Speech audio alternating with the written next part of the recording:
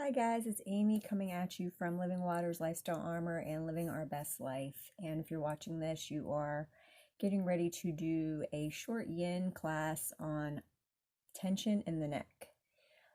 Yin gets into the fascia, the ligaments, the tendons, and you get into a pose and you hold that pose for a very long time. Disease and illness like to lay in the fascia, tendons, and ligaments in our bodies. And so we like to get into them. It's not something that we do normally when we are working out or even when we get into a normal yoga practice because you hold the poses for a very, very long time. So we're going to do a specific yin for the head, neck, and shoulders. Really more so for the neck and the head today. And again, we're going to do about 5 poses and we're going to hold them for about 3 to 5 minutes each. I'm going to give you that option. I'll give you the pose, and then as you're practicing this, you can set your own timer. As you're watching this on our Living Our Best Life YouTube channel, you can either hold it for 3 or up to 5 minutes or less or more, whatever you may feel. But it's important that we work out in yin poses, the fascia, tendons, and ligaments in our neck, head, shoulders, and everywhere else in our body, in particular tonight, the head and the neck, because we hold, as a society, we hold about 80 to 90%, just depending on the person, but 80 to 90% of our tension, our stress, is in the head and the neck. So that includes our jaw, that includes our forehead, that includes all the muscles that run from our neck that connect to, from our head, connect to our neck, and then go down into the shoulders, which could bother the rest of our back, which can lead to the rest of our body. So that's what we're going to do. We're going to do 5 yin poses for the head and the neck tonight. And again, you can set your own timer. I'm going to demonstrate them, hold them for a little bit, but 3 to 5 is when you typically want to hold a yin pose, because that is when you start to really get into the tendons, ligaments, and fascia, and the pose really begins to work. And if you feel like you want to come out of the pose, that's when it's actually starting to work. So you want to stay in that pose for as long as you can, especially if you feel like you want to come out. Stay in it because that's when it's starting to work. So I want you to find a wall and sit with your body, with your back against the wall. I'm going to lean into my bed here. I'm in this very small spot in my room here. But find something that you can lean and just relax on. A wall, any flat surface, not laying down because you want to sit up, but just any flat surface that you can relax on, okay? And if you need to kind of like put pillows behind you, whatever, to make it more comfortable, you can do that as well. But find that, excuse me, I have my pajamas on and everything, and I'm yawning and I'm tired. So find a flat spot to just relax. Once you find that flat spot, that wall, or whatever that surface is, just go ahead and let your head lay back and just relax. Close your eyes. Relax your jaw. Release the tongue from the roof of your mouth. Relax your eyes, the crown of your head, your neck. Try to be mindful and drop the shoulders away from the ears. You don't have to change your breath, but just breathe normally.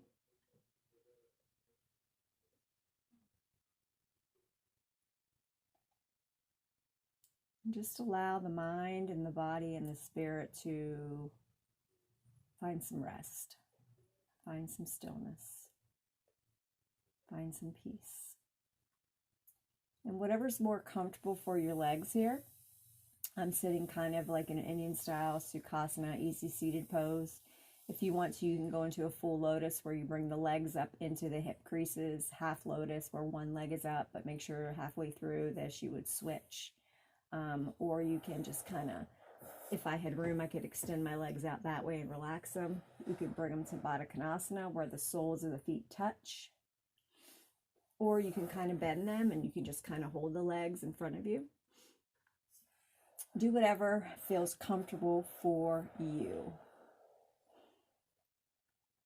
And take about 3 to 5 more breaths here, just relaxing against your flat surface sitting up.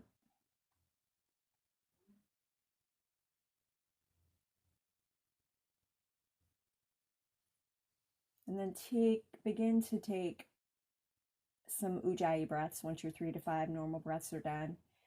Breathing in through the nose deeply and out of the nose deeply, getting some internal heat going on the inside of the body. Breathing all the way in and all the way out. Breathing all the way in and all the way out. And doing that 3 to 5 times on your own breath. Taking notice of your inhales and your exhales. Are they equal? Is one longer than the other?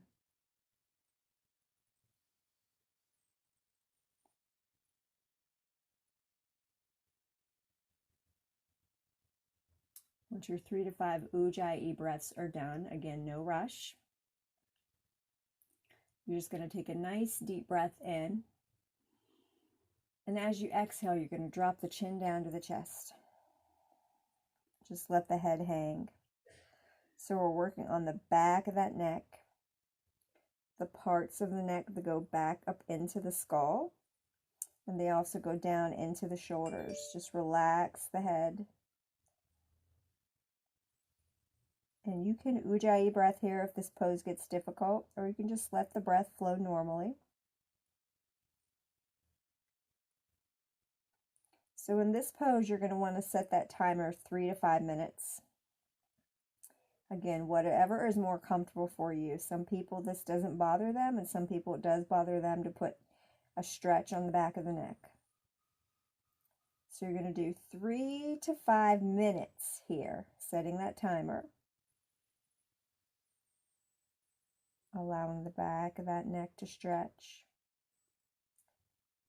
And if it feels good to you and you want to put a little bit more torque, you can take either one hand and grab the back of the head and kind of pull down. Or you can take both, interlace those fingers, and kind of pull down.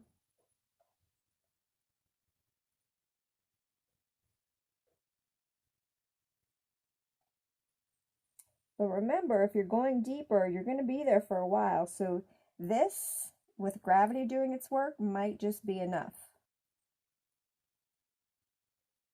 And although these poses are very simple, it's not like we're holding a crazy frog pose for 3 to 5 minutes for killing our hips, or half pigeon, or full pigeon, or whatever it is. It is really getting into that tendons and those ligaments and those fascia, and we need it. So it might seem like it's not a lot, but especially when you come out of it and you transition out of this, you're really going to feel how much more everything is stretched and pulled and has created a little bit more space in that neck when you come out of this after your 3 to 5 minutes. So for video time, I'm going to fast forward here to your 3 to 5 minutes. Again, do what you can. And if you're here, or if you're here, or if you're here for your 3 to 5 minutes, then you're going to slowly come out of that and slowly lift up the head, because if you're there for 3 to 5 minutes, you may get a little dizzy when you bring the head back up. So we're going to counteract this by taking as much of the top of the head as you can to whatever you're leaning against, the wall, bed, and counteracting by opening up and creating space in the front of this throat, or in front of your throat, which might be difficult to breathe, it might be difficult definitely to talk.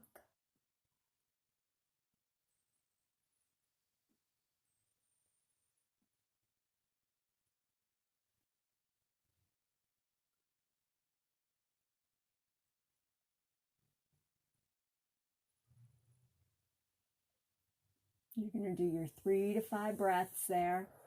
You can switch your legs if you want to. When you're in your yin, I'm going to lift my head here for a second so I can talk. When you're in that yin pose, you want to fully relax and let the pose do its work, okay? When you're fully relaxed, that's when the yoga pose can actually do what it's supposed to do. So try to fully relax in it. While you're playing this, maybe you have a little bit of music going on while you're listening to my voice, while you have your timer going, but do whatever helps you relax. Do whatever helps you fully relax and let go so you can let the pose do the work that it needs to do. So after you hold this, opening the throat chakra for 3 to 5 breaths, then you're going to slowly bring that head up. And again, bring it up slow. If you're there for 3 to 5 breaths or maybe even longer, you might get a little dizzy. So bring it up slow, okay? And in between these transition poses, we've got 3 more poses we're going to do. In between these, you may need to like kind of move the neck a little bit, roll it slow, do whatever feels good. Do a little bit of a transition for yourself, okay? Listen to your body. So the next one we're going to do is we're just going to drop our right ear to our right shoulder. You're not going to bring your right shoulder up. You're letting that right shoulder down, but you're dropping the ear down to it. So you're really just stretching this left side neck.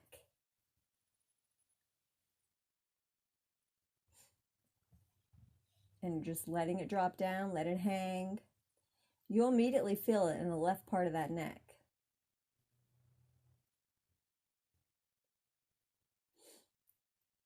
And again, if we do something that's right and left, you're still going to do it for 3 to 5 breaths.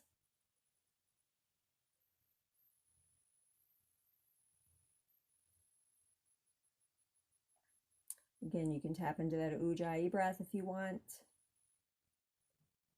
Or you can just breathe normal.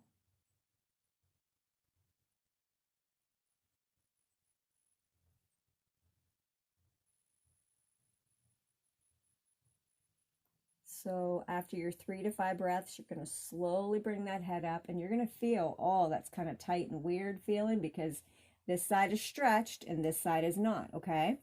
So do a little transition, whatever feels good, and then we're going to drop that shoulder down and drop the ear down towards the shoulder. And then you're going to start to feel on the opposite side of the neck, which would be your right side. Again, fully relaxing, letting go, setting that timer 3 to 5. It's a lot easier to do yin when you're in a classroom setting, but now that we are with all this corona crap, we've got to do what we can do and with the situation that we're dealing with. So we're going to take the hand of the cards that we've been dealt and we're going to do what we need to do with it, and we're going to function and we're going to prosper and we're going to get stronger and more stretch and create more space in our minds and our bodies and our spirits despite of what is going on. But it is easier when you have a teacher doing the timer instead of you having to watch the timer or listen for the timer. So when your 3 to 5 are done here,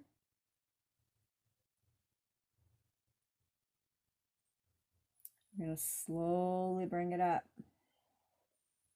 and do a little transition. Okay? All right. Take a nice deep breath in, sit up nice and tall. Inhale, reach your arms out and up. Hands come to heart center. All right, so what we're going to do here is, I'm going to turn facing the camera. So this is our last one. We did head down, head back, right side, left side. Okay, now what we're going to do is we're going to, remember how I told you when your head was down, you could do this and you could pull it down? You could do the same thing with any of these. If your head was back and you wanted to, you could take either one hand and push it back, or you could interlace and take it back. To me, that doesn't feel comfortable. Same thing with the side bend. You could take one hand and pull it that way. But again, that's not really helping you with dropping that shoulder down. But if you need to, you can do that. Really, the interlace doesn't work there. Same thing on the other side. You can pull the head down. All right, now we're going to come into rabbit and we're going to get into the back of the neck more. So in rabbit, you come to your hands and your knees and you bring the top of your head to the floor, to the mat. And you can stay right there, okay? If you want to, you can kind of rock on the back of the head a little bit, not fully, but on the back of the head a little bit. Full rabbit is you interlace the fingers and you bring them over the head, so you look like a rabbit. These are your ears. But if you don't want to get into those shoulders tonight, you don't have to. If you don't want to go on the back of the head, you don't have to. You can stay on the top of the head. So you're going to hold this for 3 to 5 breaths.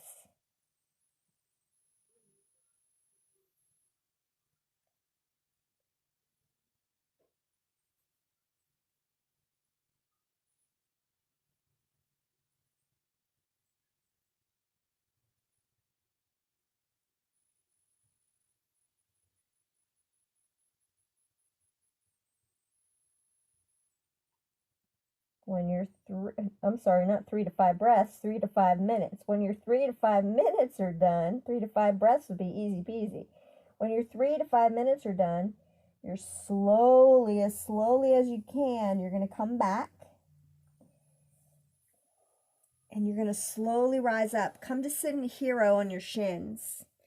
But really let your head come up as slow as you can so you don't get dizzy. Whew. Sit up nice and tall. Inhale, reach your arms out and up. And exhale the hands to heart center. I thank you guys for watching this short video, practicing some yin for the head and the neck and the shoulders tonight. And I pray until we meet again, we will all be healthy, happy, and safe.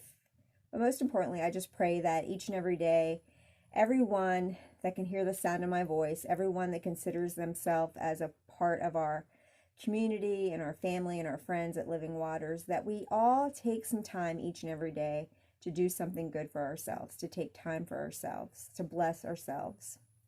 We deserve it. So until we meet again, may we all be healthy, happy, and safe. And we bow forward with grateful hearts, sharing Namaste.